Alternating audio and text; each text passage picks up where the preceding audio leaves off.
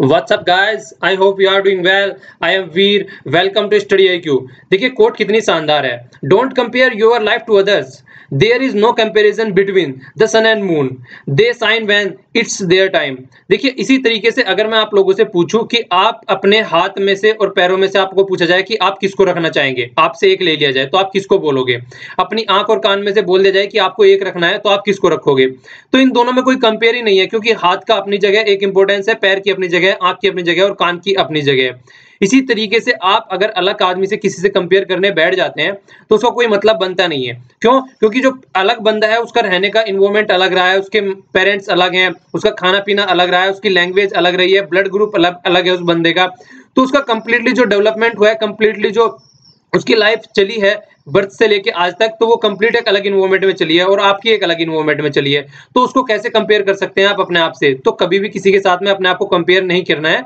Compare करना है तो एक ऐसे बंदे के साथ में कंपेयर करना है जिसकी आदतें आपकी तरीके का हो, जिसका ब्लड ग्रुप आपका हो, जो आपके ही पेरेंट्स से पैदा हुआ हो, जो आपकी तरीके से ही खाना खाता हो, मतलब जो कंप्लीटली आपकी तरीके से आइडेंटिकल हो। और वो कौन हो सकता है?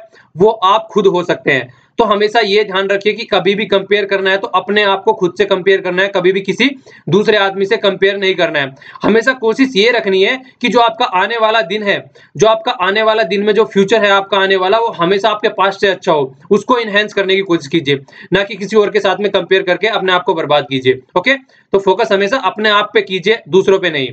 तो आज 13 जून है, देख लेते हैं कौन कौन से द हिंदू के आर्टिकल और इसके बाद में न्यूज एनालिसिस हम लोगों को करना है।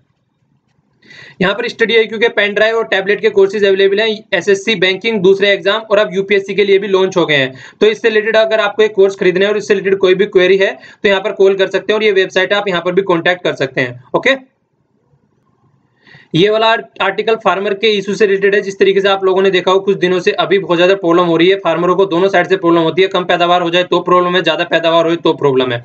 तो किस तरीके से वो प्रॉब्लम आती है और किस तरीके से एमएसपी यहाँ पे दुनियादारी चलती है, वो सारी चीजें हम लोग देखेंगे। ये वाला आर्टिकल भी कुछ इसी तरीके से है और ये वाला आर्टिकल भी इसी तरीके से है। तो दोनों आर्टिकल को हालांकि अलग अलग डिस्कस करेंगे हम लोग, पर लेकिन दोनों आर्टिकल फार्मर के इशू से रिलेटेड है।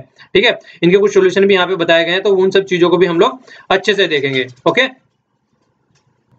अभी हमारे prime minister Spain, Germany, France और रशिया की विजिट पे गए थे। तो यहाँ पे जो कंप्लीटली फोकस किया गया ओनली रशिया पे किया गया है। किस तरीके से इंडिया और रशिया के रिलेशन है और इंडिया को किस तरीके से फॉरवर्ड अपने रिलेशन करने चाहिए, जिस तरीके से आज के सिनेरियो में जो कि मल्टीपोलर वर्ल्ड दिख रहा है हम लोगों को, तो उसमें रशिया के साथ में किस तरीके से हमको अपने रिलेशन आगे लेके चलना चाहिए, चाइना को खासकर फोकस में रखते हुए, पाकिस्तान को फोकस में रखते हुए और खासकर यूएसए को फोकस में रखते हुए। तो 4 कंट्री को फोकस में रखते हुए कंप्लीट आर्टिकल लिखा गया है, प्लस यूरोप का भी थोड़ा जिक्र किया गया है यहाँ पे। ठीक है, तो इस आर्टिकल को भी हम लोग अच्छे से देखेंगे और आज की डेट में क्या कंडीशन है वो भी हम लोग अच्छे से देखेंगे। यहाँ पर हम लोगों ने कल भी डिस्कस किया था जिस तरीके से फ्रेंच जो ओपन होता है उसको राफेल नडाल ने जीत लिया है। ठीक है, तो राफेल नडाल ने फ्रेंच ओपन जीत लिया, तो उसी से रिलेटेड आर्टिकल है। ये गेम का है वैसे भी और आप लोगों को मैंने कल ही बता दिया था, तो इसमें कुछ ज्यादा नहीं है। ये वाला आर्टिकल हम अभी देखेंगे थोड़ी देर में। इस वाले आर्टिकल को पहले, ये वाला आर्टिकल देखिए। इस वाले आर्टिकल में जो विजिट की गई है इनके द्वारा, जम्मू और कश्मीर वाले एरिया की विजिट की गई है, तो ये अपनी जो जर्नी है उसको एक्सप्लेन कर रही है। यहाँ पे कुछ भी इन्होंने ढंग से नहीं लिखा है, अपने एक्सपीरियंस बता रही है बस यहाँ पे कि किस किस तरीके से कंडीशन है। पहले जब जम्मू कश्मीर में उस वाले एरिया में गई थी तो पहले इतना अच्छा हुआ करता था, ट्रेड चला करता था एक दूसरी कंट्री के बीच में, लेकिन आज की डेट में बिल्कुल सब कुछ शांत पड़ा हुआ है, कुछ नहीं हो रहा है। तो इनकी खुद की ये भावनाएं हैं, अपनी भावनाएं व्यक्त कर रही है यहाँ पे। ये साइड वाला आर्टिकल भी गेम से ही रिलेटेड है। यहाँ पे क्या बताया गया है कि जिस तरीके से अभी आप लोगों ने देखा होगा इंडिया पाकिस्तान के बीच में मैच हुआ था जिसको इंडिया जीत गया था, तो इसी तरीके से हमेशा से क्रिकेट को इंडिया और पाकिस्तान के बीच में डिप्लोमेसी के तौर पे भी देखा जाता है। और ये आज की बात नहीं है, ये पुराने टाइम से अटल बिहारी वाजपेयी जी ने भी देखा है, मनमोहन सिंह जी ने भी देखा है, नरेंद्र मोदी जी ने भी इसको इसी तरीके से देखने की कोशिश की गई है। पर हालांकि ये डिप्लोमेसी कभी सक्सेसफुल नहीं हुई है। जब भी इंडिया और पाकिस्तान का मैच होता है, अगर वर्ल्ड कप में भी दोनों का मैच हो जाए तो वर्ल्ड कप हार जाए भले ही पर लेकिन एक दूसरे से मैच ही नहीं हारना चाहिए। इस तरीके से मतलब दोनों खेलते हैं। तो कितनी, मतलब आप समझ सकते हैं कितना वियर्ड कंडीशन है ये। एक दूसरे के पार्ट थे कुछ दिनों पहले, 50 60 70 साल पहले, और आज की डेट में एक दूसरे को खाने पीटने को तैयार है। तो यही बात बोली गई है कि डिप्लोमेसी कई तरीके से करने की कोशिश की गई क्रिकेट के थ्रू, पर लेकिन आज तक सक्सेसफुल नहीं हो पाई है। कुछ हद तक चीजें चली भी हैं स्टार्टिंग में, पर लेकिन फिर वही रवैया, जब इंडिया के प्राइम मिनिस्टर जो नरेंद्र मोदी जी थे, नवाज शरीफ पे उनके बर्थडे पे मिलने पहुंचे, तो लग रहा था कि अब फिर से टेस्ट सीरीज स्टार्ट होने वाली है। जिस तरीके से वर्ल्ड कप चल रहा था उस टाइम पे मतलब कांग्रेचुलेशन या विशेष दी गई थी प्राइम मिनिस्टर के द्वारा उसके पाकिस्तान के प्राइम मिनिस्टर को, तो तब भी कुछ चीजें देखने की आ रही थी कि फिर से टेस्ट सीरीज स्टार्ट हो जाती। तो लगभग मुंबई अटैक से लेके और आज तक का लगभग 10 साल होने वाले हैं, अब तक हम दोनों के बीच में कोई टेस्ट सीरीज नहीं चल रही है, कोई भी सीरीज नहीं चल रही है जो कि बायलैटरल होती है, ठीक है। वैसे मैचेस होते हैं वो एक अलग बात है, पर लेकिन एक बायलैटरल सीरीज जो कि एक दूसरे की जमीन पर जाकर खेली जाए, ऐसा कुछ नहीं हो रहा है। फिर कुछ भावनाएं दिख रही थी कि चलने वाली है आगे, पर लेकिन फिर पठानकोट वाला इशू आ गया। तो वही बात है, जब जब चीजें सही होने की कंडीशन दिखती है, तब तब जो पाकिस्तान में है टेररिस्ट एक्टिविटी, वे इन सब चीजों को मतलब साइड में कर देते हैं, वो इस तरीके की एक्टिविटी कर देते हैं कुछ ना कुछ, जिससे कि फिर से रिलेशन अच्छे लेवल पे जाते जाते फिर से साइड में हो जाते हैं। तो यही 2-4 चीजें यहाँ पे डिस्कस की गई है। ये वाला आर्टिकल थोड़ा सा इकोनॉमी से रिलेटेड है। यहाँ पे एक बात बताई गई कि अगर आज की डेट में कोई भी एंटरप्रेन्योर है, कोई भी अपना कोई व्यापार करना स्टार्ट करना चाहता है, तो सबसे सीधी सीधी दो बात होती है। क्या? एक तो वो प्रॉफिट चाहिएगा, कभी भी लॉस के ऊपर वर्क नहीं करेगा, तो प्रॉफिट और लॉस को देखते हुए ऐसे हमेशा काम करेगा। पर इसके प्रॉफिट और लॉस के चक्कर में सोसाइटी को भी फायदा होता है। ये तो अपना प्रॉफिट और लॉस के ऊपर वर्क करता है कंप्लीटली 110%, पर इससे सोसाइटी को भी फायदा होता है। सोसाइटी को क्या फायदा होता है? अगर ये प्रॉफिट के बेस पे काम करेगा, मान लीजिए आज की डेट में पेटीएम का एग्जांपल ले लीजिए। पेटीएम जिस तरीके से वर्क करता है अपना, या फिर कोई भी पेटीएम की तरह कोई भी ले लीजिए, अमेज़न का एग्जांपल ले लीजिए, जिस तरीके से सर्विस प्रोवाइड कराते हैं, डिलीवरी करते हैं सर्विसेज की, वो हमेशा हमेशा एक एडवांस वे में करने की कोशिश करते हैं। जिस तरीके से आप लोगों ने देखा होगा, कोई भी प्रोडक्ट आप अमेज़न से या किसी भी ऑनलाइन मतलब मार्केटिंग कंपनी से परचेज करते हैं, तो आप लोगों को देखा होगा कि अगर वो घर पे ही डिलीवरी करने आ रहा है, अगर कोई प्रोडक्ट में कोई भी डिफेक्ट है तो उसको आप वापस कर सकते हैं। तो इस तरीके की चीजें होती हैं। इवन सिग्नेचर वगैरह जो होते हैं वो टेक्नोलॉजिकली यूज करते हैं वहां पे। तो सारी चीजें एक अच्छे वे में करने की कोशिश करते हैं, जिससे कि कस्टमर जो रहते हैं उनको एक तरीके से सेटिस्फाइड किया जा सके। तो ये सोसाइटी में कहीं ना कहीं टेक्नोलॉजिकल इंपावरमेंट होता है, जो कि फर्स्ट टाइम अगर मान लीजिए कोई अमेज़न से खरीदता है, तो उसको ये जानने को मिलता है किस तरीके से चीजें डिलीवर की जाती है। वरना नॉर्मली क्या करते हैं, हम दुकानों से जाके खुद परचेज करते हैं, आज तक अगर ट्रेडिशनल पॉइंट ऑफ व्यू से देखा जाए। पर लेकिन जिस तरीके से मतलब टेक्नोलॉजी पेनिट्रेट होती जा रही है कंट्री में या अलग रूरल एरिया में भी आज की डेट में, तो ये चीजें देखने को मिलती है और कहीं ना कहीं सोसाइटी का एम्पावरमेंट होता है। और इसके अलावा और भी कई सारी चीजें होती हैं। हमारा एक तरीके से इंटरेक्शन होता है वर्ल्ड इकोनॉमी के साथ में, क्योंकि वर्ल्ड में भी कुछ ऐसा ही हो रहा है आज की डेट में, और जो हमारे रूरल एरिया में भी और अर्बन एरिया में भी देखने को मिलता है। खासकर रूरल एरिया में पेनिट्रेशन बढ़ता है इससे। तो 2-3 ये चीजें डिस्कस की गई है यहाँ पे, बाकी कुछ नहीं है इस आर्टिकल में। नेक्स्ट आर्टिकल जो है वो वेनेजुला से रिलेटेड है। वेनेजुला का एक बार मैप देख लीजिए, ये वाला हो गया यहाँ पे वेनेजुला, कई बार हम पहले भी डिस्कस कर चुके हैं।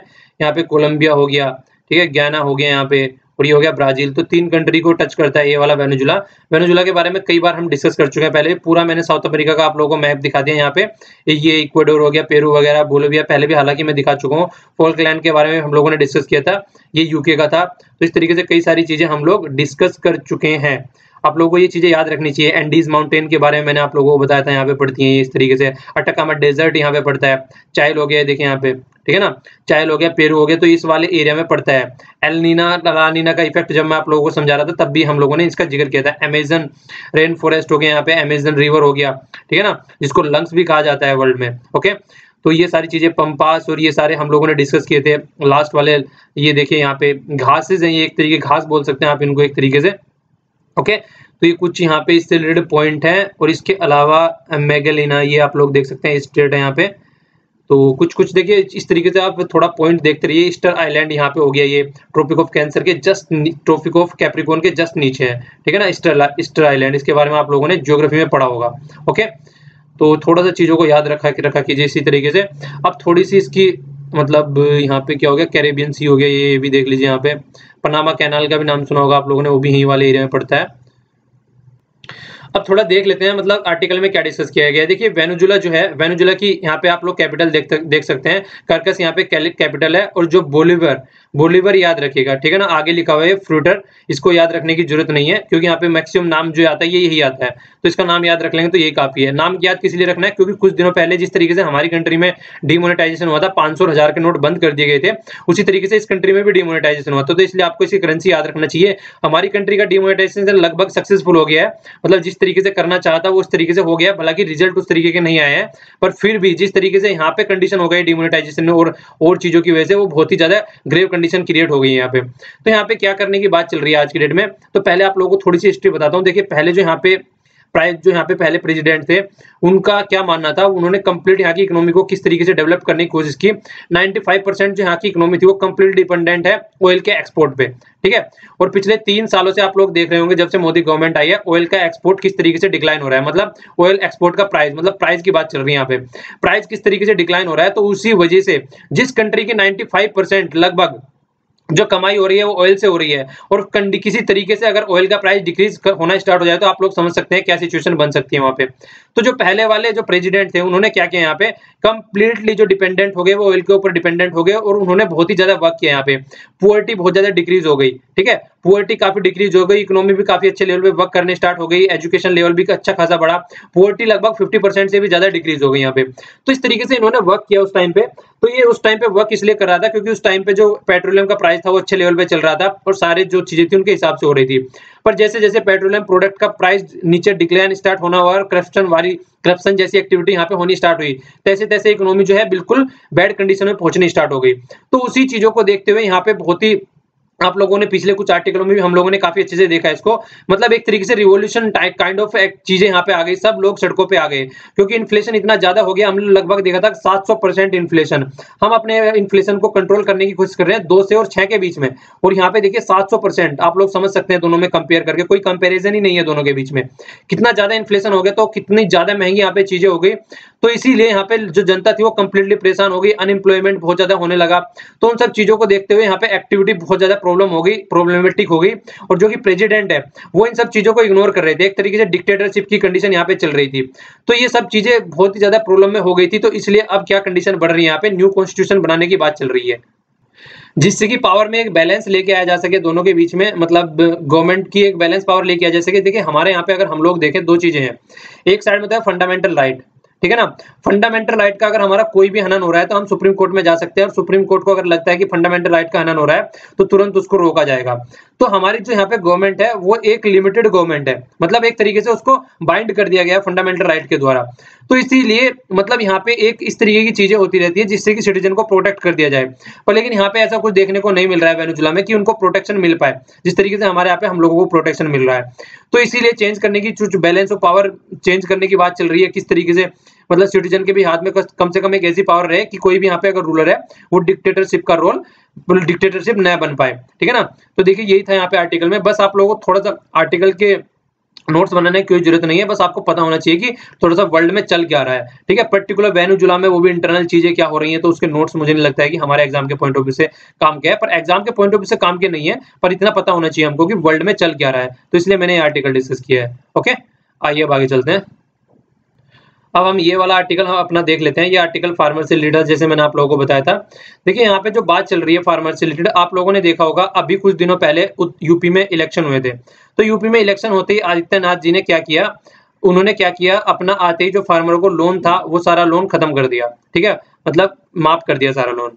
तो जिस तरीके से वो लोन माफ किया गया उसी तरीके से उस टाइम पे तो कुछ देखने को नहीं मिला था। अब कुछ दिनों बाद एमपी में भी इस तरीके की मांगे उठ रही है, तमिलनाडु में भी और मध्य और महाराष्ट्र में भी, और इसके साथ साथ और भी कई सारे स्टेट है जहाँ पे फार्मर निकल के आ रहे हैं, वो बोल रहे हैं कि हमारा भी लोन माफ करो। तो ये बात निकल के आ रही है। तो हम लोगों ने इसके ऊपर कई आर्टिकल डिस्कस कर चुके थे। अब फाइनेंस मिनिस्टर जी की बहुत अच्छी स्टेटमेंट निकल के आई है। उन्होंने क्या बोला है कि अगर कोई स्टेट इस तरीके का स्टेप लेने जा रहा है तो वो अपने बलबूते पर ये स्टेप लेगा, हम उसकी कोई मदद नहीं करने जा रहे हैं। अगर वो इस तरीके की उदारता दिखाने जा रहा है तो वो अपने हिसाब से इस तरीके के स्टेप लेगा, हम उसके फाइनेंशियली कोई मदद नहीं करने जा रहे हैं। उसके खुद के रिसोर्सेज से अगर वो माफ करेगा तो खुद के रिसोर्सेज से अपना माफ करेगा लोन, ठीक है। इसके बारे में हम लोगों ने क्या डिस्कस किया था, देखिए मान लीजिए 2 तरीके के आदमी होते हैं। एक तो वो होते हैं जो अगर कोई उधार लेते हैं उसको अच्छे से पे कर देते हैं, दूसरे वो होते हैं जो उधार पे कर, जिसके पास में पैसा तो है पर लेकिन उधार पे नहीं करते हैं। उनको पता है कि इलेक्शन आएंगे तो गवर्नमेंट क्या करेगी, वो उसको माफ कर देगी। तो इस तरीके से जो एक ईमानदार इंसान है वो भी कहीं ना कहीं सोचेगा यार मैंने क्यों पे कर दिया जब सामने वाले का एक तरीके से माफ हो गया है। तो ये तो एक अलग बात हो गई। इसी तरीके से जितने 1000 करोड़ ये रुपए माफ किए जाते हैं, अगर इतने 1000 करोड़ फार्मर की इतनी ज्यादा प्रॉब्लम है, अगर उस तरीके से उनको टैकल किया जाए तो वो ज्यादा सही रहेगा। तो जो डोमिनो इफेक्ट है यहाँ पे जो देखने को मिल रहा है, डोमिनो इफेक्ट, एक का माफ किया तो सारे मतलब इस तरीके से एक को गिराते हैं तो सारे गिरते चले जाते हैं, इसलिए यूपी में माफ हुआ, तो एमपी भी निकल के आ गया, तमिलनाडु भी निकल के आ गया, महाराष्ट्र भी निकल के आ गया, इसी तरीके से कई जगह और मांगे उठनी स्टार्ट हो गई। ठीक है, तो इस तरीके से बातें बोली जा रही है। देखिए अगर इस तरीके से आप लोन माफ करेंगे तो कहीं ना कहीं इन्फ्लेशन का रिस्क हो सकता है। आरबीआई पहले भी इस तरीके से वार्न कर चुका है कि अगर कोई भी कंडीशन हो रही है इस तरीके की तो मैं जिम्मेदार नहीं हूं। कल को आप लोग बोले कि मुझे आप लोगों ने बोल रखा है कि 2 से 6 के बीच में इन्फ्लेशन आपको रखना है, तो मैं जिम्मेदार नहीं हूं अगर इस तरीके के गवर्नमेंट स्टेप ले रही है तो। ओके, और इसके अलावा और क्या चीज देखने को मिलती है, देखिए जो एग्रीकल्चर सब्जेक्ट है वो कहां पे निकल के आता है। एग्रीकल्चर जो सब्जेक्ट है वो एक स्टेट का सब्जेक्ट है। जिस तरीके से यहाँ पे एक बात हम लोगों ने और डिस्कस की थी कि इनकम लगाने मतलब इनकम टैक्स लगाने की बात चल रही थी एग्रीकल्चर पे, तो इनकम टैक्स लगाने की बात जब की गई नीति आयोग के मेंबर के द्वारा, उसी टाइम पे सेंट्रल गवर्नमेंट ने अरुण जेटली जी ने भी सीधा सीधा ये बोल दिया कि ये हमारे एरिया में आता ही नहीं है। और अरुण गांधी जी का भी एक आर्टिकल आया था, हम लोगों ने अच्छे से डिस्कस किया था, उसमें ये चीजें बोली गई थी कि यार टैक्स तो इनके ऊपर तब लगाना, पहले इनको टैक्स देने के काबिल तो बनाओ, टैक्स देने के तो काबिल है नहीं। आज की डेट में इतनी ज्यादा प्रॉब्लम हो रही है, मतलब अगर सूखा पड़ता है तो प्रॉब्लम, और बारिश अच्छी होती है तो प्रॉब्लम, सूखा पड़ता है तो प्रॉब्लम। किस लिए? सूखा अगर पड़ता है तो खेती अच्छी नहीं होती है तो तब प्रॉब्लम होती है, बारिश अच्छी हो जाती है तो फसल अच्छी हो जाती है तो उनको प्राइस अच्छा नहीं मिल पाता है तो प्रॉब्लम हो जाती है। तो दोनों साइड से मतलब चट भी और पट भी दोनों साइड से इनको प्रॉब्लम हो रही है। तो इसीलिए पहले इनको यार एक अच्छे लेवल पे लेके तो आओ, तब जाके आप लोग इनके ऊपर टैक्स लगा सकते हो। वो सब चीजें हम लोगों ने डिस्कस की थी। ठीक है, तो इसी तरीके से देखिए यहाँ पे आरबीआई ने भी बोला है कि ऑलरेडी जो वेजिटेबल के प्राइस है वो काफी गिर रहे हैं। इसी तरीके से पल्सेस के प्राइस भी आज की डेट में चीप होते जा रहे हैं, पर लेकिन कुछ मॉडरेट प्राइस जो देखने को मिल रहे हैं वो एग्स के हो गए, ऑयल के हो गए, सीरियल्स के हो गए, मिल्क के हो गए। तो मिल्क और सॉरी ओके, तो यहाँ पे इनके प्राइस आप लोगों को देख रहा होगा कि कहीं ना कहीं मतलब मॉडरेट प्राइस दिख रहे हैं, इतने महंगे नहीं दिख रहे हैं। तो इससे कहीं ना कहीं जो रूरल इकोनॉमी होती है वो कहीं ना कहीं डिस्ट्रेस में पहुंच जाती है। क्यों? क्योंकि कंप्लीटली जो डिपेंडेंट होते हैं वो एग्रीकल्चर के ऊपर डिपेंडेंट होते हैं। जिस तरीके से हमने कल और परसों भी डिस्कस किया था, लगभग 60 से 70% जो पीपल है आज के डेट में वो भी कहीं ना कहीं इसी के ऊपर डिपेंड कर रहे हैं। तो ये चीजें देखने वाली होती है कि किस तरीके से इन सब चीजों को टैकल किया जाए। ओके, और इसके अलावा जो अभी नए रूल निकल के आ रहे हैं कि पशुओं को बेचा ना जाए और बेचा भी जाए तो किस तरीके से बेचा जाए, तो वो सारी चीजें हम लोगों ने देखी है। तो वो भी कहीं ना कहीं इनके ऊपर इंपैक्ट डालेगी। मान लीजिए कोई इनके पास में एनिमल ऐसा हो गया है कि जो ढंग से काम नहीं कर रहा है आज की डेट में, तो अगर मार्केट में बेचने उसको जाएगा तो उसको मार्केट में आज की डेट में इनको खरीदार भी नहीं मिलेंगे, तो उधर से भी इनको आज की डेट में नुकसान उठाने को मिलेगा। ओके, और इसके अलावा कुछ दिनों से हम लोगों को क्या देखने को मिल रहा है, लगभग 2014 से हम लोगों को यह देखने को मिल रहा था कि ऑयल का जो मार्केट प्राइस है वो डिक्रीज होता जा रहा था, पर लेकिन अभी पिछले मतलब 16 के लास्ट से लगभग चीजें दिख रही हैं और 17 के स्टार्टिंग से ही कि जो ऑयल का प्राइस है वो भी कहीं ना कहीं बढ़ता हुआ दिख रहा है। तो वो ऑयल का प्राइस जो हम लोगों को दिखने को मिल रहा है और फ्यूल का भी प्राइस दिखने को मतलब बढ़ता हुआ दिख रहा है, तो वो भी कहीं ना कहीं इंपैक्ट डाला है आज की डेट में फार्मर पे। तो अगर उस तरीके से देखा जाए तो चारों तरफ से मतलब एक चारों तरीके से इनको प्रॉब्लम ही झेलनी पड़ रही है जो हमारे किसान भाई हैं। तो उनको किस तरीके से प्रॉब्लम टेकल करनी मतलब किस तरीके से प्रॉब्लम झेलनी पड़ रही है उसका सॉल्यूशन निकालने के बजाय और उल्टे सीधे स्टेटमेंट निकल के आ रही है इनके खिलाफ। तो इंडिया को वर्ल्ड फूड फैक्ट्री बनाने की बात करते हैं हमारे पॉलिटिशियन, पर लेकिन वर्ल्ड फूड फैक्ट्री बनाने से पहले आप लोगों को इनको अच्छी फैसिलिटी प्रोवाइड कराओ, अच्छी मार्केट तो प्रोवाइड कराओ जहां पे अपने प्रोडक्ट सेल कर सके। क्योंकि बिचौलिया इनसे जितना, मान लीजिए कोई मतलब आलू का ही प्राइस ले लीजिए, पोटैटो का क्या होता है आज की डेट में मतलब उसको मार्केट में बेचा जा रहा है 25 से 30 के बीच में, तो इनको मिलता है ओनली 5 से 6, बाकी के बिचौलिया खा जाते हैं। तो इरिगेशन की फैसिलिटी अच्छी नहीं है, ठीक है, कोई भी ढंग से प्रोडक्टिव वर्क नहीं हो रहा है इस वाले एरिया में, बस ये लोन तो माफ कर देते हैं बस अपना वोट लेने के लिए। तो इन सब चीजों पे साइड में रख के जो प्रोडक्टिव वे है उस पर वर्क करना स्टार्ट किया जाए तो कुछ फायदा हो सकता है, ये बोला गया आर्टिकल में। देखिए ये वाला आर्टिकल भी इससे रिलेटेड है, पहले इसी आर्टिकल को साथ में देख लेते हैं हम इसी के साथ में। ये आर्टिकल इल्लू मलाई कानन जी के द्वारा लिखा गया है, ये एक प्रोफेसर है जेएनयू के, ठीक है ना। तो इन्होंने ये लिखा है, देखिए एमएसपी के ऊपर बात कर रहे हैं। सबसे पहले तो आप एमएसपी की फुल फॉर्म देख लीजिए, होता है minimum support price. Minimum support price का मतलब ये है अगर कोई भी फार्मर, मान लीजिए गेहूं का ही जैसे मैं एग्जांपल ले रहा था अभी, तो मतलब इसका अगर मिनिमम सपोर्ट प्राइस सेट कर दिया गया गवर्नमेंट के द्वारा 30 रुपए, ठीक है, तो कोई भी मार्केट में इससे कम मतलब किसान अगर बेचने जा रहा है तो इससे कम प्राइस किसी को नहीं देने, इससे ज्यादा ही ज्यादा देने हैं, ठीक है। तो ये बात होती है मिनिमम सपोर्ट प्राइस की। तो मिनिमम सपोर्ट प्राइस ये खासकर फार्मर के लिए काफी फायदेमंद होता है। तो ये मिनिमम सपोर्ट प्राइस के लिए आप लोगों के लिए यहाँ पे क्वेश्चन है कि कौन रिकमेंड करता है, बहुत ही ज्यादा इंपॉर्टेंट क्वेश्चन है, यूपीएससी में पूछा जा चुका है, एसएससी में भी, ठीक है, और बैंकिंग में पूछा जा चुका है। ये क्वेश्चन का आप लोगों को आंसर देना है कि कौन इसको रिकमेंड करता है मिनिमम सपोर्ट प्राइस को, ठीक है ना। तो उसका आप लोगों को नीचे आंसर देना है। तो देखिए मिनिमम सपोर्ट प्राइस की जैसे हम बात करते हैं तो ये बोल रहे हैं कि मिनिमम सपोर्ट प्राइस ही काफी नहीं है चीजों को सेटल डाउन करने के लिए, ठीक है ना। किस तरीके से आप लोगों को प्रोक्योरमेंट करना है, किस तरीके से फैसिलिटी प्रोवाइड करानी है, वो भी कहीं ना कहीं मतलब वो भी कहीं ना कहीं मैटर करती है। इसके अलावा क्या बोल रहे हैं आगे कि प्राइस इंक्रीज ही अकेला फायदेमंद नहीं करने वाला है, जो मिनिमम सपोर्ट प्राइस आप लोग बढ़ा देते हैं। इसके अलावा प्रोक्योरमेंट और क्रेडिट फैसिलिटी भी ढंग से होनी चाहिए। देखिए प्रॉब्लम क्या क्या होती है, पुअर मार्केटिंग की फैसिलिटी अवेलेबल नहीं है जहां पे जाके बेचना है अपना सामान। इसके अलावा क्रेडिट बर्डन, मतलब क्रेडिट ले लेते हैं किसान। अब मान लीजिए उनको कोई फसल लगानी है और पहले कोई क्लाइमेटी आई, उसकी वजह से फसल बेकार हो गई है, नई वाली फसल आनी है, उसके लिए जो बीज वगैरह खरीद के लाने हैं इन लोगों को, तो उसके लिए क्रेडिट लेते हैं तो फिर उसके क्रेडिट साइकिल में फंस जाते हैं, इतना ज्यादा बर्डन रहता है। गाँव में सुना होगा आप लोगों ने वर्ड चक्रवृद्धि ब्याज, तो चक्रवृद्धि ब्याज के ऊपर चीजें दी जाती हैं, ठीक है। तो चक्रवृद्धि चीजें चलती हैं वहां पे, जिसको कंपाउंड इंटरेस्ट भी बोला जाता है हिंदी में। तो वो बहुत ही साइकिल चलती है उसकी, जो कि बहुत ही ज्यादा डेप्ट बर्डन में डाल देती है फार्मरों को। इसके अलावा जो इनपुट और आउटपुट कॉस्ट अगर देखी जाए तो ये मतलब इनपुट कॉस्ट जो है वो बहुत ही ज्यादा बढ़ती जा रही है, जितना कि आउटपुट नहीं हो रहा है। मतलब एक तरीके से फर्टिलाइजर लेके आ रहे हैं तो वो महंगा है, बीज लेके आ रहे हैं वो महंगा है, किसी के पास में खुद की ट्यूबवेल नहीं है, अगर वो सिंचाई कराता है अपने खेतों में दूसरे की ट्यूबवेल से, तो वो महंगा है, ठीक है। तो हर तरीके से अगर देखा जाए, किसी के पास में खुद का इंस्ट्रूमेंट नहीं है, ट्रैक्टर वगैरह, अगर वो खेतों में जुताई करवा रहा है तो वो महंगा है। इसके अलावा इन सब चीजों को देखते हुए नेचुरल कैलामिटी, कभी सूखा पड़ गया तो कभी बाढ़ आ गई, तो ये सब चीजें हैं। तो इतने ज्यादा बर्डन किसानों के ऊपर रहते हैं, तो इन सब चीजों को पहले आप लोगों को फोकस करना चाहिए, उसके बाद में प्राइस बढ़ाना वाला तो बात की बात होती है। पहले बेसिक चीजों पे तो फोकस करो, बेसिक चीजों पे, बेसिक एक्टिविटी पे तो फोकस करो, किस तरीके से उनको टैकल करना है। तो इन सब एक्टिविटीज की वजह से जो एग्रीकल्चर डिस्ट्रेस हो चुका है वो आज के डेट में परमानेंट फीचर बन चुका है हमारी एग्रीकल्चर फील्ड का। तो जो भी कोई इलेक्टेड गवर्नमेंट आती है वही ओनली इसके लिए रेस्पॉन्सिबल नहीं है, कहीं ना कहीं कम्युनिटी और सोशल नेटवर्क भी इसके लिए रेस्पॉन्सिबल है। जिस तरीके से सोसाइटी कमिटेड होती है हमारी सोसाइटी में फार्मर के द्वारा, क्यों? क्योंकि जिस तरीके से लोन की बात ले लीजिए, जो भी किसान अगर बैंक में लोन लेने नहीं जा रहा है तो वो क्या करता है, आसपास के पड़ोसी से लोन ले लेता है। तो पड़ोसी से लोन लेने के बाद में फिर पे भी करना होता है, पर लेकिन इस तरीके से मतलब फसल अगर अच्छी नहीं हो रही तो फिर फिर से लोन ले लेता है, लोन के ऊपर लोन। तो वो कहीं ना कहीं प्रॉब्लम होती चली जाती है और फिर सोसाइटी मतलब फिर कहीं ना कहीं सुसाइड का रीजन बन जाता है। तो कहीं ना कहीं सोशल जो स्ट्रक्चर है, सोशल जो नेटवर्क है, वो भी इसके लिए रेस्पॉन्सिबल है हमारे यहाँ पे। और अगर पॉलिटिकल अथॉरिटी को देखा जाए तो वो इन सब जो जेन्युइन प्रॉब्लम है उनको फोकस न करते हुए वो अलग ही अपना एरिया लेके चलते हैं। डेथ हो जाती है तो उसके ऊपर भी पॉलिटिक्स करने आ जाते हैं, ठीक है। तो आप लोगों ने देखा होगा न्यूज़पेपर में किस तरीके की एक्टिविटी चलती है, तो उन पे ज्यादा फोकस किया जाता है। सारे एक तरीके से कुकर मुत्ते की तरह आ जाएंगे। अगर कोई फार्मर सुसाइड कर लेता है कि ये हो गया अपोजिट में, अब एक दूसरे का मतलब कोई भी प्रोडक्टिव और कंस्ट्रक्टिव जो रहता है ना क्रिटिसिज्म, वो कोई नहीं करता है, क्रिटिसाइज करते हैं बस। मतलब अपोजिशन सेक ऑफ अपोजिशन हो गया है आज के डेट में। एक कंस्ट्रक्टिव क्रिटिसिज्म नहीं करते हैं, एक सॉल्यूशन नहीं बताते हैं कि सॉल्यूशन क्या होना चाहिए।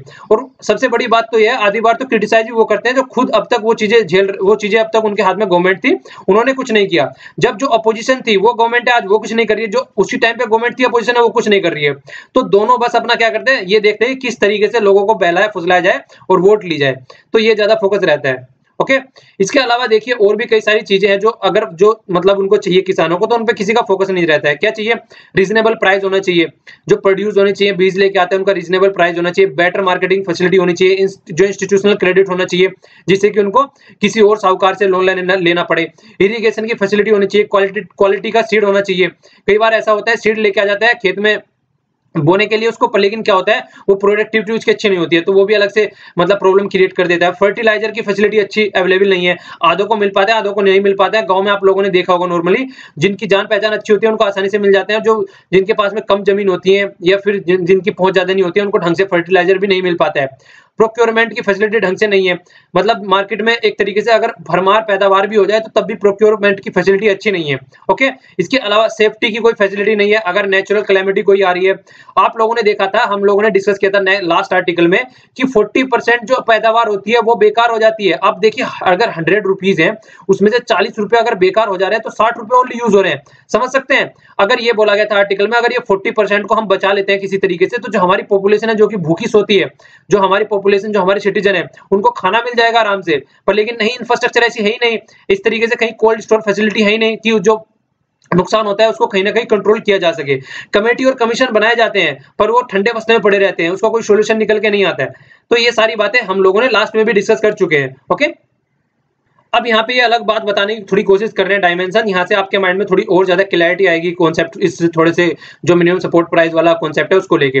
देखिए जो मिनिमम सपोर्ट प्राइस की हम बात कर रहे हैं, अगर इसको देखा जाए तो सबसे बड़ी बात तो पहले यही बोली गई है, इसका यही क्रिटिसिज्म किया जाता है कि मिनिमम सपोर्ट प्राइस से फूड इन्फ्लेशन बढ़ता है। मतलब ये होता है, जैसे मान लीजिए अगर गेहूं का प्राइस रख दिया गया 25 से 30 पर केजी रख दिया गया, तो उससे क्या होगा, 25 से 30 पर केजी रख दिया गया तो क्या होगा, उससे मार्केट में आप मान लीजिए कोई और बेच रहा है उसको 10 से 15 है और यहाँ पे 30 से मतलब 30 से 35 रख दिया गया, तो कहीं ना कहीं महंगा हो जाएगा। मतलब महंगा क्या होगा, अगर मान लीजिए गेहूं महंगा हो गया तो आटा महंगा होगा, आटा महंगा हो गया तो ब्रेड वगैरह महंगी होनी स्टार्ट हो जाएंगी, और भी इससे बनी हुई जो भी चीजें होती हैं वो सारी महंगी होनी स्टार्ट हो जाएगी, तो कहीं ना कहीं इन्फ्लेशन आना स्टार्ट हो जाएगा, तो वो प्रॉब्लम होती है। इसके अलावा देखा जाए आज की डेट में जो इंडिया में एमएसपी है 23 क्रॉप एमएसपी के अंडर में आती है, याद रख लीजिएगा, इंपॉर्टेंट फैक्ट है। ओके पर लेकिन 23 क्रॉप तो आती है, पर लेकिन सबसे ज्यादा फोकस एमएसपी का रहता है कि मिनिमम सपोर्ट प्राइस के थ्रू जो प्रोक्योरमेंट किया जाए। अच्छा ये बताइए कि प्रोक्योरमेंट कौन करता है, हमारे यहाँ पे एक इंस्टीट्यूशन है, इसके बारे में हम पहले भी डिस्कस कर चुके हैं, बहुत ही अच्छे से मैंने इसको एक्सप्लेन किया था, वो प्रोक्योर करता है। यहाँ पे उसका आप लोगों को कमेंट बॉक्स में आंसर देना कि प्रोक्योरमेंट किसके द्वारा किया जाता है। ओके तो जो प्रोक्योरमेंट किया जाता है यहाँ पे, उसके बारे में हम लोग देख रहे थे कि यहाँ पे जो फोकस रहता है प्रोक्योरमेंट, तो वो किया जाता है ओनली राइस और व्हीट का किया जाता है, और जो बची हुई 21 क्रॉप्स है उनके ऊपर कोई फोकस ही नहीं दिया जाता है ज्यादा। ओके और इसके अलावा कुछ स्टेट है यहाँ पे, पंजाब हो गया, हरियाणा हो गया, आंध्र प्रदेश हो गया, इन्हीं में से बहुत ज्यादा प्रोक्योरमेंट किया जाता है। इसके अलावा दुनिया भर के स्टेट और बच गए यहाँ पे, अगर 26 और स्टेट देखें उन पे कोई फोकस ही नहीं करके चल रहा है। तो इसी तरीके से जो रिपोर्ट निकल के आई थी नेशनल सैंपल सर्वे की, उन्होंने बोला था कि आज की डेट में अगर देखा जाए तो 1/3 फार्मर तो अवेयर ही नहीं है एमएसपी वगैरह की जो चीजें होती है। एमएसपी नाम की भी कोई चीज होती है, आप खुद ही देख लीजिए, स्टूडेंट हो आप लोग में से बहुत सारे ऐसे होंगे जो स्टूडेंट भी नहीं जानते होंगे जो पढ़ रहे हैं, तो फार्मर जो कि बेचारे ज्यादा पढ़े लिखे भी नहीं है, उन तक तो कोई बात ही नहीं पहुंचती है, तो अवेयरनेस किसी को है ही नहीं है आज की डेट में, ये बातें यहाँ पे बोली जा रही है। और इसके अलावा जो प्रॉब्लम चलती है, मतलब किस तरीके से जो प्राइवेट जो मनी लेंडर होते हैं उनको उनके चक्कर में पड़ने के बाद में जो प्रॉब्लम हो जाती है वो अलग से होती है। और स्मॉल फार्मर जो रहते हैं उनको भी ट्रेड के थ्रू जो इनपुट दिया जाता है और आउटपुट में, और फिर डीलर की जो एक्टिविटी रहती है वो सारी हर तरीके से, मतलब चारों तरीके से चौराहे पे खड़े रहते हैं बेचारे किसान, और चारों तरीके से इनके ऊपर पत्थर फेंके जाते हैं, एक तरीके से देख लिया जाए इस तरीके की कंडीशन रहती है। ओके और रिजर्व बैंक ऑफ इंडिया ने भी अपनी रिपोर्ट में ये बताया कि जो डायरेक्ट फाइनेंस जो किसानों तक पहुंचता था, आज की डेट में कोई भी कहीं ना कहीं डिक्रीज हो चुका है। ठीक है, जो कि हम लोग देखते हैं कई सारी चीजें होती हैं, देखिए ये भी मैं आप लोगों को बता चुका हूं, जिस तरीके से सोशल रेस्पॉन्स जो सोशल कॉर्पोरेट रेस्पॉन्सिबिलिटी होती है, ठीक है ना, तो उसके बारे में भी हम लोगों ने डिस्कस किया था। तो उसके थ्रू भी कई सारी और बातें होती है, मतलब इन तक पैसे नहीं पहुंच पाते हैं। ठीक है, नाबार्ड के थ्रू जो चीजें होती हैं उस तक भी पैसे नहीं पहुंच पाते हैं। ठीक है, अच्छा नाबार्ड का फॉर्मेशन कब हुआ था और इसका हेडक्वार्टर कहाँ है ये भी बताइएगा आप लोग कमेंट बॉक्स में। ठीक है, तो वो सारी चीजें भी हम लोग डिस्कस कर चुके हैं कई तरीके से। इसके अलावा अगर देखा जाए तो आज की डेट में जो एग्रीकल्चर, एक तो खेती करने वाले आदमी है, एक बिना खेती करने वाले आदमी है, उनके बीच में जो इनकम का डिफरेंस है वो बहुत ज्यादा होता जा रहा है दोनों के बीच में, तो ये भी देखने को मिल रहा है। और रूरल अगर रूथ को भी देख लिया जाए आज की डेट में वो अनुकरण करके चल रहे हैं, इवेल्युएट कर रहे हैं, मतलब जो अर्बन लाइफ स्टाइल है, अर्बन लाइफ स्टाइल में मतलब वहीं पे एजुकेशन लेना पसंद करते हैं, वहीं पे रहना पसंद करते हैं, मतलब खेती में सबका इंटरेस्ट आज की डेट में घटता जा रहा है। तो ये बहुत ही सोचने वाली बात है। इस तरीके से अगर खेती में इंटरेस्ट होना कम होना स्टार्ट हो गया तो कोई फायदा नहीं है उसका, और होना स्टार्ट भी हो गया यार, जब उससे कुछ फायदा नहीं हो रहा है तो कौन खेती में घुसना चाहेगा, कोई मतलब ही नहीं बनता है। ठीक है, इनॉर्मस प्रेशर रहता है, इनकम ढंग से जनरेट नहीं हो पाती है एग्रीकल्चर एक्टिविटी से, कितनी भी एग्रीकल्चर एक्टिविटी कर ली जाए, कितना भी अपना उसमें इनपुट दे दिया जाए, पर आउटपुट कुछ निकल के नहीं आता है। ठीक है, इनकम डिक्लाइन ही होती जा रही है। तो ये चीजें हम लोग डिस्कस कर चुके थे। अगर इसी तरीके से देखा जाए तो हमारे यहाँ पे फैसिलिटी प्रोवाइड करने की जो बात चल रही है, लोन तो माफ कर देते हैं जो हम लोगों ने अभी डिस्कस किया था, पर लेकिन जो फैसिलिटी प्रोवाइड करानी चाहिए, जो ऑर्गेनिक चीजों पे फोकस करना चाहिए जहां से कि इनको खर्चा भी कम आए, उन सब चीजों पे कोई फोकस नहीं करते हैं। एग्रीगेशन पे कोई फोकस नहीं करते हैं, सीड्स पे कोई फोकस नहीं करते हैं, वो सारी चीजें हम लोग डिस्कस कर चुके हैं। इसके अलावा एनिमल हस्बेंड्री की बात चल रही है। देखिए एनिमल हस्बेंड्री जो रहती है, मतलब एनिमल का स्टॉक जो रहता है, मान लीजिए किसी ने अपने यहाँ पे 4-5 गाय भैंस रख रखी है, तो उससे क्या करेगा, उसका दूध निकाला जाता है, फिर मार्केट में बेचा जाता है, तो उनको खिलाने के लिए खाना भी चाहिएगा, उनका जो घास वगैरह होता है वो भी चाहिएगा। पर लेकिन अगर कहीं पे ग्रोथ आ जाता है, तो एनिमल ग्रोथ आ जाता है तो वहां पर क्रॉप फेलियर हो जाता है, तो एनिमल हस्बेंड्री के ऊपर भी डायरेक्ट इंपैक्ट पड़ता है। तो ये भी चीजें देखने को मिलती है। और ऊपर से जिस तरीके के इनके लॉ एंड रेगुलेशन निकल के आ रहे हैं, तो वो भी हम लोगों ने देखा है किस तरीके से पशुओं को बेचना चाहिए नहीं बेचना चाहिए, तो वो भी डायरेक्ट किसान पे इम्पैक्ट डालता है। इसके अलावा डेवलपिंग कंट्री का जो मॉडर्नाइजेशन टेक्निक है वो अपना अच्छे से वर्क कर रही है डेवलपिंग कंट्री पर, इंडिया जो है वो कहीं इस तरीके से वर्क नहीं कर रही है, जो हम लोग देख चुके हैं। तो हम अपना ट्रेडिशनल बेस पे एक्टिविटी चल रही है, तो इनको साइड में रखना पड़ेगा अगर हम इंप्रूवमेंट चाहते हैं। फार्मर की जो इनकम डबल करने की बात चल रही है, चलिए ये भी क्वेश्चन है, ये बताइएगा डबल करने की बात कब तक है, कब तक ये डबल करेंगे? सारे क्वेश्चन का आंसर आप लोगों को कल मिल जाएगा। ठीक है, तो कब तक ये डबल कर पाएंगे इसको, ओके, तो वो भी आप लोगों को देखना है यहाँ पे, तो वो भी आप लोगों को आंसर देना है। इस तरीके क्वेश्चन भी कई बार पूछ लिए जाते हैं। नेक्स्ट वाला आर्टिकल ये हो गया, ऊपर रशिया आप लोगों को दिख रहा होगा। रशिया का देखिए कुछ पार्ट तो यहाँ पे ये उसमें आ जाता है यूरोप में, और ये पार्ट एशिया में आता है, तो इसको याद रखिएगा। ठीक है ना, तो इसलिए यहाँ पे जो वर्ड यूज किया जाता है, कई बार यूरेशिया यूज किया जाता है, मतलब एशिया और वो यूरोप और एशिया दोनों को मिला के बात की जाती है कई बार रशिया के फेवर में जब भी कोई बात होती है। और ये हो गया इंडिया यहाँ पे, तो दोनों के यहाँ पे रिलेशन की बात चल रही है इस आर्टिकल में। ओके, आइए आर्टिकल देखते हैं। तो ये शाम शरण जी के द्वारा आर्टिकल लिखा गया है, ये फॉर्मर सेक्रेटरी हैं हमारे, तो इनके द्वारा आर्टिकल लिखा गया है। तो देख लेते हैं क्या क्या आर्टिकल में डिस्कस किया गया है। सेंट पीटर्सबर्ग, ये यूएस रशिया में पड़ता है। तो यहाँ पे अभी मीटिंग हुई थी, ठीक है ना, इंडिया और रशिया के बीच में। इंडिया के प्रेसिडेंट और इंडिया के प्राइम मिनिस्टर और रशिया के प्रेसिडेंट दोनों मिले थे, जो कि व्लादिमीर पुतिन है रशिया के प्रेसिडेंट। तो हमारे जो प्राइम मिनिस्टर है नरेंद्र मोदी जी, दोनों ने मिलकर मीटिंग की थी। तो ये देखने की बात आ रही थी कि दोनों मिल तो रहे हैं, पर लेकिन जिस तरीके से चीजें दिखनी चाहिए, जिस तरीके से फॉरवर्ड रिलेशन दिखने चाहिए, उस तरीके से नहीं दिख रहे हैं। हालांकि पुराने वाले पहले हमारे बहुत अच्छे रिलेशन थे, ठीक है, फिर डोनाल्ड ट्रंप आ गए, मतलब फिर हमारे रिलेशन जो घटने स्टार्ट हो गए, ठीक है। उसके बाद में डोनाल्ड ट्रंप आ गए, तो हल्का सा यहाँ पे अच्छा इंप्रूवमेंट देखने को मिल रहा है डोनाल्ड ट्रंप के आने की वजह से, ठीक है, पर लेकिन फिर भी उस डायरेक्शन में अच्छा नहीं जा रहा है। तो यहाँ पे कन्वर्जेंस और डाइवर्जेंस की बात कर रही है। कन्वर्जेंस कहाँ पे है, फायदेमंद कहाँ पे दिख रहा है? देखिए हमारे यहाँ पे अगर बात की जाए डिफेंस की और टेक्नोलॉजी की, या फिर न्यूक्लियर एनर्जी की, या ऑयल गैस की, या मल्टीपोलर अगर इंटरनेशनल पॉलिटिक्स, सिक्योरिटी, आर्किटेक्चर की बात की जाए, तो इन सब एरिया में अगर देखा जाए तो हमारे रिलेशन कहीं ना कहीं अच्छे हैं, ठीक है ना। मल्टीपोलर वर्ल्ड की बात की जाए, जहाँ भी देखिए, अगर कोल्ड वार की बात की जाए, कोल्ड वार मतलब 90s में जाके जब यूएसएसआर का विघटन हो गया, उससे पहले दो दो दो एक तरीके से पोलर, दो टू पोलर वर्ल्ड बोला जाता था, एक साइड में यूएसए और दूसरी साइड में यूएसएसआर, ठीक है। तो इनके बीच में घमासान चलती रहती थी लड़ाई, हालांकि ग्राउंड पे नहीं लड़ते थे। इसने न्यूक्लियर बम बनाया, इसने बना लिया, इसने स्पेस में अपना मिशन भेजा, उसने भेज दिया, इस तरीके से लड़ाई करते रहते थे। इनका फोकस रहता था कि जितने भी न्यू बोर्न कंट्री है, न्यू बोर्न कंट्री मतलब जो भी कॉलोनियल एरा से आजाद हो रही हैं, उनको मैक्सिमम कम्युनिस्ट बनाया जाए, और इनका फोकस रहता था कैपिटलिस्ट बनाया जाए।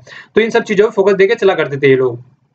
तो इनडायरेक्ट वे में लड़ाई करते रहते थे, ठीक है। और काम मैक्सिमम क्या करते थे, तो ये काम करते रहता फिर 1990s में जब जाके यूएसएसआर का विघटन हो गया, फिर यूएसए बच गया, और यूएसए में मतलब रशिया बच गया, पर रशिया में इतनी ताकत नहीं बच गई क्योंकि बहुत सारे जो स्टेट थे वो अलग हो गए। अब यूनिपोलर वर्ल्ड बन गया, जिसमें दादागिरी चलने लगी यूएसए की, ठीक है। तो यूएसए की दादा चलने लगी, और रशिया जो है कहीं ना कहीं साइड कॉर्नर में चला गया। पर लेकिन अगर रिलेशन की बात देखी जाए, हमने जब भी काम किया है तब भी दोनों के साथ में मिलकर काम किया है, तो म्यूचुअल बेनिफिट का हम लोगों का काम चला है। पर बहुत सी चीजें डाइवर्जन भी देखने को मिली है हम दोनों के रिलेशन के बीच में। डाइवर्जन क्या रहा है, आज की डेट में डाइवर्जन बहुत ज्यादा देखने को मिला, जो कि ड्रामेटिक एकदम ट्रांसफॉर्मेशन देखने को मिला। उसके कई सारी रीजन है, उसके कई सारे, मतलब एक तो रीजनल और ग्लोबल सिचुएशन है, जो कि कोल्ड वार के एंड होने के बाद में हुई। रिलेशन कोल्ड वार से पहले पहले जो हमारे रिलेशन थे वो काफी अच्छे लेवल पे चल रहे थे, ठीक है। आप लोगों ने देखा होगा 1970s में, 1971 में जब बांग्लादेश का मतलब नया बांग्लादेश बना गया, जिसको ईस्ट पाकिस्तान बोला करते थे, उसको पाकिस्तान से आजाद कराया गया, और उस टाइम पे फिर इसका नाम बांग्लादेश रखा गया। तो बांग्लादेश को आजाद कराने में जिस तरीके से इंडिया ने अपना पार्टिसिपेट किया था, और यूएसए जो सपोर्ट कर रहा था वो पाकिस्तान को सपोर्ट कर रहा था, और जो रशिया था मतलब यूएसएसआर हम बोलेंगे उस टाइम पे, वो इंडिया को सपोर्ट कर रहा था, ठीक है ना। बिल्कुल एक दूसरे के आमने सामने आगे खड़े हो गए थे, खासकर एक दूसरे को मतलब इंडिया को सपोर्ट करने के लिए यूएसए के सामने आगे खड़ा हो गया था उस टाइम पे यूएसएसआर। तो इस तरीके से हमारे दोनों के रिलेशन थे। पर लेकिन अगर आज की डेट में भी देखा जाए, जो रिलेशन थे उस टाइम पे, आज की डेट में उस टाइम के रिलेशन नहीं रह गए हैं। हालांकि ये बोला जा रहा है कि जो रिलेशन है हमारे, वो जियोपॉलिटिक्स सिचुएशन होती है, मतलब जो आज की डेट में जो चेंजेस हो रहे हैं उनसे हमारे रिलेशन पे कोई इंपैक्ट नहीं पड़ता है, उनसे इम्यून है, ठीक है ना। इम्यून मतलब उनसे प्रोटेक्ट है, कुछ भी चेंज हो रहा है वर्ल्ड में उससे हम पे इंपैक्ट नहीं पड़ता है। पर लेकिन ये बोलने वाली बात है, ऐसा कुछ नहीं है, देखने को मिल रहा है। रशिया का देख लीजिए, चाइना के साथ में जो रिलेशन चल रहा है, पाकिस्तान के साथ में जो रिलेशन चल रहा है, और खासकर जो पहले इंडिया को सपोर्ट किया करते थे, कई सारी तो ऐसी स्टेटमेंट निकल के आई कि इंडिया को सपोर्ट ही नहीं किया इन्होंने, ठीक है। तो वो भी चीजें हम लोगों ने देखी लास्ट आर्टिकलों में कुछ। तो आज की डेट में रशिया का जो एंगल है वो चेंज हो चुका है कंप्लीटली। जो एक एंगल हुआ करता था 1960s और 90s के बीच में, वो कहीं ना कहीं स्ट्रेटेजिक जो पैटर्न होती थी उसमें आज की डेट में डिफरेंस आ चुका है, अगर देखा जाए जिस तरीके से वर्ल्ड की जियोपॉलिटिक्स चेंज हो रही है, ठीक है। तो ये नहीं बोल सकते कि इम्यून है कहीं ना कहीं। और कहीं ना कहीं देखिए चाइना का कंसर्न अगर देखा जाए, तो चाइना भी कहीं ना कहीं दिल्ली और मॉस्को, जो कि रशिया और मतलब कैपिटल की बात की जा रही है, ठीक है, मॉस्को दोनों के, तो चाइना भी कहीं ना कहीं जिस तरीके से चाइना एक टाइम पे थ्रेट हुआ करता था, मतलब चाइना के रशिया के साथ में भी अच्छे रिलेशन नहीं हुआ करते थे, किसी न किसी हद तक बॉर्डर इशू हुआ करते थे, और भी कई सारे इश्यूज थे जिनकी वजह से। पर लेकिन आज की डेट में चाइना रशिया को थ्रेट की तरीके से नहीं देखता है, बिल्कुल रिलेशन चेंज हो चुके हैं। आज की डेट में जो इनके जो अर्ली सेटलमेंट हो गया, जो इनके डिस्प्यूट थे उनमें सेटलमेंट हो गया, एक्सटेंशन हो गया इकोनॉमिक और ट्रेड की टाइम में दोनों के बीच में, ओके। इसके साथ में अगर देखा जाए, रशिया के बहुत ज्यादा वेपन परचेज कर रहा है चाइना, और रशिया और चाइना आज की डेट में वेस्टर्न कंट्री के और यूएसए को टैकल करने के लिए एक साथ आ गए हैं। ये भी चीजें देखने को मिल रही है। जिस तरीके से हम लोगों ने देखा था यूक्रेन वाला इशू, यूक्रेन में क्रीमिया वाला जो इशू था, क्रीमिया यहाँ पे पड़ता है, ठीक है, चलिए इस सी का नाम बताइएगा कौन सा है ये, ठीक है ना, इस सी का नाम बताइएगा जो कि यूक्रेन के जस्ट नीचे पड़ता है, बहुत ही इंपॉर्टेंट सी है ये। तो इसकी वजह से जो क्रीमिया को यहाँ पे हथियाने के चक्कर में रशिया को सबसे सेग्रीगेट कर दिया गया था, और जो जिसको हम G8 बोला करते थे वो भी रशिया को निकाल दिया गया, उससे वो भी G7 हो गया आज की डेट में। तो ऐसी ऐसी चीजें देखने को मिली जिससे कि वेस्टर्न वर्ल्ड सारा है उन्होंने दरकिनार कर दिया रशिया को। तो रशिया के पास में सीधा सीधा कौन बचा, सीधा सीधा चाइना बचा। तो चाइना के साथ में कई सारे इन्होंने बहुत अच्छे अच्छे पैक्ट साइन किए, लगभग 400 बिलियन का एनर्जी का भी पैक्ट साइन किया इन्होंने रशिया चाइना के साथ में, जिससे कि रशिया को सांस आई कहीं ना कहीं, क्योंकि वेस्टर्न कंट्री ने इनके साथ में व्यापार करना बिल्कुल बंद कर दिया था, और उसकी इकोनॉमी थी जो वो बहुत ही हद तक नीचे जाने लगी थी। उनकी जो करेंसी थी वो भी बेकार हो गई थी कहीं ना कहीं किसी हद तक। लास्ट आर्टिकल में मैंने करेंसी के बारे में बताया था, बताइए क्या करेंसी है इसकी रशिया की, रिवीजन भी करते रहिए साथ साथ में, ओके। तो वो चीजें हम सारी देखने को मिल रही थी। तो इसी तरीके से जिसे हम लोगों ने लास्ट टाइम डिस्कस किया था कि जो रशिया आज की डेट में इंडिया है वो चौराहे पे खड़ा हुआ है, तो इंडिया को भी अपना जो रिलेशन है वो ढंग से लेके चलना चाहिए। चाइना के और उसके रिलेशन जो है रशिया के वो बहुत ही अच्छे उस पे लेवल पे पहुंच चुके हैं, पर लेकिन इंडिया को भी ढंग से काम करना चाहिए, क्योंकि चाइना जो है एक तरीके से रशिया के साथ में और दूसरी साइड में पाकिस्तान के साथ में है, पाकिस्तान को सपोर्ट करता है हर एक कंडीशन में, ठीक है। तो इसी तरीके से जो मल्टीपोलर वर्ल्ड आया है आज की डेट में, डोमिनेंस चाइना का बढ़ता जा रहा है, तो चाइना को किस तरीके से लेके चलना है वो इंडिया को सोचना पड़ेगा, ठीक है। तो उसके लिए क्या करने की बात बोल रहे हैं, एक तो बात बोल रहे हैं कि फ्री ट्रेड एग्रीमेंट बढ़ाने की बात चल रहे हैं, किसके साथ में, जितनी भी यूरेशिया है उसकी यूरेशियन वाली इकोनॉमी है उनके साथ में एक तो, और दूसरा शंघाई कोऑपरेशन ऑर्गेनाइजेशन, ठीक है। हेडक्वार्टर कहां पे है, कई बार डिस्कस कर चुके हैं, इसका भी रिवीजन आप लोग कर लीजिए। तो इसके साथ में भी मतलब बातें चल रही है कि इनके साथ में फ्री ट्रेड एग्रीमेंट बढ़ाओ, अगर इनके साथ में ज्यादा से ज्यादा फ्री ट्रेड एग्रीमेंट हम लोग करेंगे तो कहीं ना कहीं वो फायदेमंद रहेगा, हमारी जो एक्टिविटी यहाँ पे बढ़ेगी, हम इनके साथ में एक्टिवली मतलब हम इसके साथ में एक्टिविटी बढ़ाएंगे, तो कहीं ना कहीं जिसके साथ में देखिए ट्रेड अच्छे होने स्टार्ट हो जाते हैं ना, कहीं ना कहीं उसके साथ में एग्रेशन कम होना स्टार्ट हो जाता है वहां पे। तो ये सजेशन दिया जा रहा है कि ट्रेड की एक्टिविटी इनके साथ में बढ़ाओ अच्छे से, ओके। इसके साथ में एक अलग डायरेक्शन यहाँ पे आप लोगों को देखने को मिलेगी। दूसरी डायरेक्शन क्या हो सकती है, देखिए जिस तरीके से रशिया और यूएसए के रिलेशन कहीं ना कहीं अच्छे होने की बात चल रही है, और यूरोप के और इसके रिलेशन एक तरीके से ठीक ठाक रहती हैं, तो इस तरीके से इंडिया जो है आज की डेट में इन तीनों के बीच में है, ठीक है। तो कहीं ना कहीं इंडिया जो है एक तरीके से एक मतलब वो नहीं कहते एक मीडिएटर का काम कर सकता है रिलेशन और ज्यादा अच्छे होने में। हालांकि अगर देखा जाए तीनों अगर देखा जाए तो कहीं ना कहीं चाइना को टैकल करने की बात करते ही करते रहते हैं, अगर देखा जाए डायरेक्ट और इनडायरेक्ट वे में रशिया इसके साथ में है, पर लेकिन रशिया कभी भी ये नहीं चाहता है कि चाइना जो है वो एशिया की सबसे बड़ी पावर बन जाए, रशिया हमेशा ये चाहता है कि मैं पावर बनूं, ठीक है। तो डोनाल्ड ट्रंप भी नॉर्मल रिलेशन करने की बात चल रही है रशिया के साथ में, पर लेकिन जो अमेरिकन इलेक्शन हुए थे उनमें इनका पार्टिसिपेशन पाया गया, तो वो कहीं ना कहीं क्वेश्चन मार्क लग रहा है उसके ऊपर। मतलब रिलेशन ये डोनाल्ड ट्रंप तो बढ़ाना चाह रहे हैं, पर लेकिन एक्टिविटी ऐसी नहीं है उनकी वहां की इंटरनल की ये रिलेशन को अच्छे से बढ़ा सके, ओके। तो इंडिया जो है एक अच्छे लेवल पे काम कर सकता है, इनके बीच में एक यूनिक पोजीशन पे है इंडिया। अगर देखा जाए आज की डेट में इंडिया के रिलेशन किसी भी कंट्री के साथ में ज्यादा बेकार नहीं है, ठीक है, और ज्यादा अच्छे भी नहीं है। तो इस तरीके के रोल में कहीं ना कहीं हमारा आज की डेट में हम किधर को भी अपने रिलेशन अच्छे लेवल पे ले जा सकते हैं और किधर से भी घटा सकते हैं, तो वो चीजें देखने को मिल रही है। तो एक बहुत ही यूनिक पोजीशन है हमारी आज की डेट में वर्ल्ड में देखा जाए। इसके अलावा जो डिफेंस टाई है रशिया के साथ में जो हमारी रहती है, वो देखिए रहती तो है, पर लेकिन जिस तरीके से अगर देखा जाए तो कहीं ना कहीं वो हमको महंगी पड़ जाती है कई बार। क्यों? क्योंकि प्रोक्योरमेंट पॉलिसी जो प्रोक्योरमेंट जिस कंपनी से यहाँ पे रशिया में किया जाता है वो कहीं ना कहीं बहुत ही ज्यादा करप्ट कंपनी है। हम लोगों ने पीछे कुछ टाइम पहले देखा था, हमने कई सारे शिप भी खरीदे थे, मतलब ऑर्डर दिए गए थे कई साल पहले और वो उसको लेट करते रहते हैं और फिर प्राइस बढ़ाते रहते हैं, वो चीजें देखने को मिली थी। तो यही बात बोली जा रही है जो 18 समिट हुई है इंडिया और रशिया की, तो इसको कहीं ना कहीं पहले के जो समिट होती थी उससे तो कहीं ज्यादा अच्छी लेवल की, मतलब थोड़ी लेवल की ठीक ठाक मानी जा रही है, पर फिर भी अच्छे से और ज्यादा फोकस देके चलना पड़ेगा, ओके। क्योंकि जिस तरीके से जियोपॉलिटिकल सिचुएशन चेंज हो रही है आज के डेट में वर्ल्ड की, तो फोकस देके चलना पड़ेगा, बहुत ही फोक के पैर रखना पड़ेगा। तो ये बात यहाँ पे सजेशन इस तरीके से दिया जा रहा है, ओके। ये पेज फर्स्ट पर है, वही लोन से रिलेटेड न्यूज है। फाइनेंस मिनिस्टर ने भी बोला था कि जिसको लोन माफ करना है अपना अपना खुद करो, हमारा कोई मतलब नहीं है, ठीक है। यात्री अपने सामान की स्वयं रक्षा करे, तो इस तरीके की बात उन्होंने बोली थी। तो महाराष्ट्र में, उत्तर प्रदेश में कई सारे स्टेटों की बात चल रही है, तो 8 लाख करोड़ मतलब क्रेडिट दिया गया है। तो देख लीजिए कितना दिया गया, अगर इसको माफ करना स्टार्ट कर दिया तो इकोनॉमी कहाँ पहुंच जाएगी वो मतलब अंदाजा लगाया जा सकता है। एक तरफ तो वैसे ही एनपीए की प्रॉब्लम इतनी ज्यादा चल रही है और उस तरीके से इधर भी अगर ये प्रॉब्लम फिर से होनी स्टार्ट हो गई, मतलब एक साइड में तो जो मार्केट जो हमने ट्विन बैलेंस शीट प्रॉब्लम देखी थी बैंकों के और कॉर्पोरेट के बीच में, तो वो प्रॉब्लम चल ही रही है। और इधर ये एग्रीकल्चर वाली भी ये सेम सिचुएशन होनी स्टार्ट हो गई तो फिर कोई बचाने वाला नहीं है, ठीक है। तो ये बात यहाँ पे बोली गई है आर्टिकल में। देखिए जिस तरीके से मानसून अच्छे आने की बात चल रही है और गोवा में भी अच्छी खासी बारिश होने की बात चल रही है आने वाले टाइम में, तो ये बोला गया है पेज 4 पर न्यूज़ है कि किस तरीके से जो यहाँ पे टूरिस्ट आते हैं तो उनके सेफ्टी की चीज़ें बताई गई हैं। अगर आपका भी कोई जान पहचान वाला घूमने जाता है तो ये चीज़ें आप भी उस लोगों को बता सकते हैं कि किस तरीके से मतलब ये सारी एक्टिविटी है, फ्लैग कहाँ पे लगे हुए हैं। मतलब ये अब एग्जाम के पॉइंट ऑफ व्यू से तो काम की नहीं है, पर लेकिन देखिए कुछ चीज़ें ऐसी हैं जो जो हम लोगों को पता होना चाहिए, खासकर अवेयर पॉइंट ऑफ व्यू से, क्योंकि कहीं भी किसी भी तरीके से नुकसान हो सकता है तो उससे बचा जाए।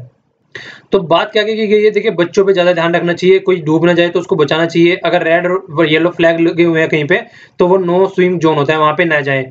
10 मीटर वाटर लाइन से दूर रहें, उससे ज़्यादा मतलब जाएँगे तो दिक्कत हो जाएगी।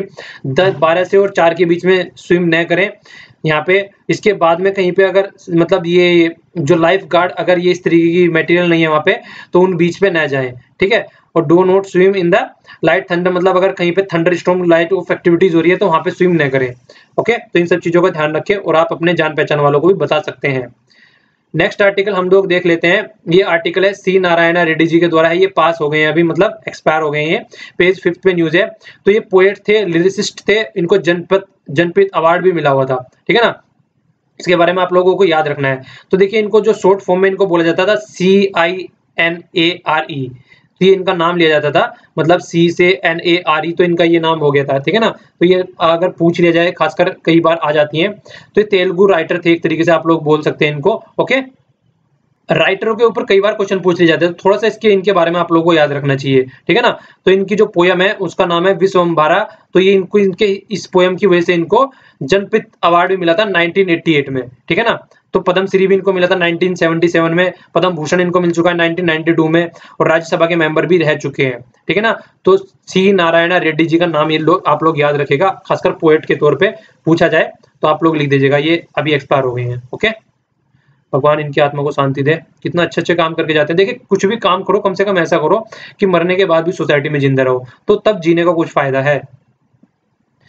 पेज 6 पे न्यूज़ है, इंडो और म्यांमार के बॉर्डर की बात चल रही है। यहाँ पे देख लीजिए आप लोग, ये हो गया इंडिया और ये हो गया म्यांमार। यहाँ पे इसके म्यांमार के साथ में हमारा कौन-कौन सा बॉर्डर टच करता है? अरुणाचल प्रदेश का करता है, नागालैंड का करता है, मणिपुर का करता है और मिजोरम का करता है। तो इसके साथ में हमारा बॉर्डर टच करता है, तो यहाँ पे कई सारी इलीगल एक्टिविटीज होती हैं। इलीगल एक्टिविटीज होती हैं तो उसके लिए, इन इलीगल एक्टिविटीज को रोकने के लिए कई सारी होती हैं। देखिए क्रिमिनल और स्मगलिंग होती है वेपन्स की, उसके गुड्स और फेक करेंसी भी यहाँ पे लाई जाती है। तो रीना मित्रा कमेटी सेट की गई है, ठीक है ना? मतलब कमेटी सेट की गई है किस तरीके से इसको रोका जाए। तो इसी तरीके से राजनाथ सिंह ने भी अपना स्टेटमेंट दी थी कि बहुत सारे मिलिटेंट और क्रिमिनल एक्टिविटी यहाँ पे होती है। ओके, आप लोगों को देखिए यहाँ पे जो इनके साथ में हम बॉर्डर टच करते हैं वो 1643 मतलब 643 किलोमीटर का बॉर्डर टच करते हैं। आप लोगों को चार कंट्री के नाम लिखना है जिनके साथ में सबसे बड़ा बॉर्डर टच करते हैं, घटते हुए क्रम में लिखना है उसको। ओके, आप लोगों के लिए क्वेश्चन है।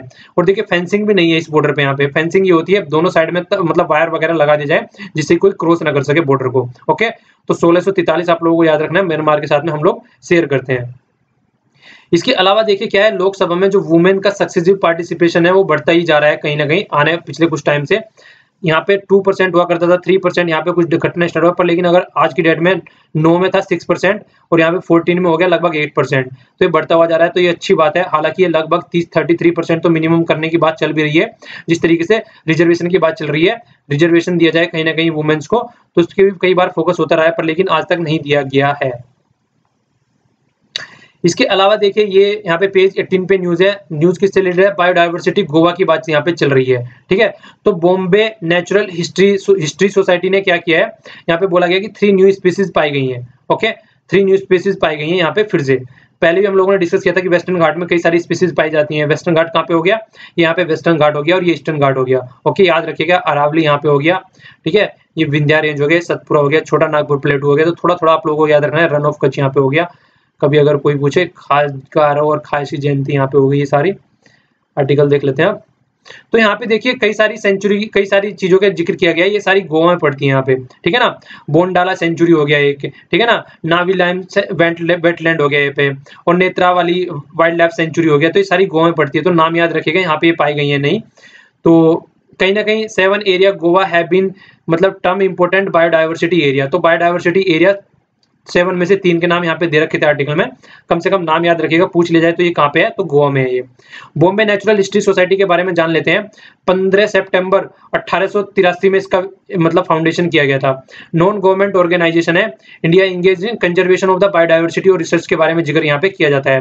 हेडक्वार्टर या लोकेशन आप लोग बोल सकते हैं इसकी कहाँ पे है, मुंबई में। Scientific and the industrial research organisation भी इसको डेजिग्नेशन दिया गया है department of science and technology के द्वारा। ओके, इसके अलावा देखिए साउथ सुडान की हम लोगों ने बात की थी, उसकी जो कैपिटल है वो जूबा है। ठीक है, यहाँ पे मैंने आप लोगों से एक चीज और बताई थी यहाँ पे कि नाइल के बारे में बताऊंगा। देखिए नाइल रिवर पड़ती है यहाँ पे, ठीक है, तो ये होगी लेक टाना। लेक टाना से ब्लू नाइल निकलती है, और ये व्हाइट नाइल जो निकलती है लेक विक्टोरिया से निकलती है। ठीक है, यहाँ से होते हुए जाती है। जूबा देखिए इसकी कैपिटल जो पड़ती है ये कहीं ना कहीं व्हाइट नाइल के ऊपर पड़ती है, साउथ सुडान हो गया।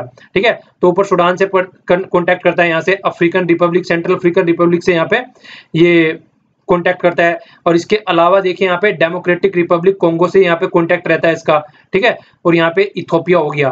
ओके, तो इसके साथ में बॉर्डर टच करते हैं। तो ये मैंने आप लोगों से क्वेश्चन पूछा था, तो ये इसका फ्लो जो होता है वो आप लोगों को याद रखना है, ऐसे फ्लो करता है ये, ऐसे फ्लो करती है नाइल, और फिर यहाँ पे गिर जाती है मेडिटेरेनियन सी में। अलेक्जेंड्रिया यहाँ पे ये स्थान हो गया, रेड सी हो गया ये, तो इसके बारे में आप लोगों को याद रखना है। ओके, अरुणाचल प्रदेश के बारे में मैंने आप लोगों से पूछा था, तो आसाम और नागालैंड टच करते हैं, और जो बाहर की कंट्री है चाइना, म्यांमार और भूटान टच करते हैं। इरिगेशन जो किस में आता है, वो आता है स्टेट लिस्ट में, ये मैंने आप लोगों से पूछा था। तो आज के लिए इतना ही। अगर लेक्चर पसंद आया तो लाइक कीजिए, नहीं पसंद आया तो डिसलाइक कीजिए, और इसको शेयर भी कर दिया कीजिए अगर आप लोगों को चीजें पसंद आती हैं, दूसरों को पढ़ा दिया कीजिए अगर चीजें समझ में आती हैं तो आज के लिए इतना ही। और नीचे टेलीग्राम का लिंक है, वहां से आप लोग PDF डाउनलोड कर सकते हैं। Thanks a lot for listening. जय हिंद।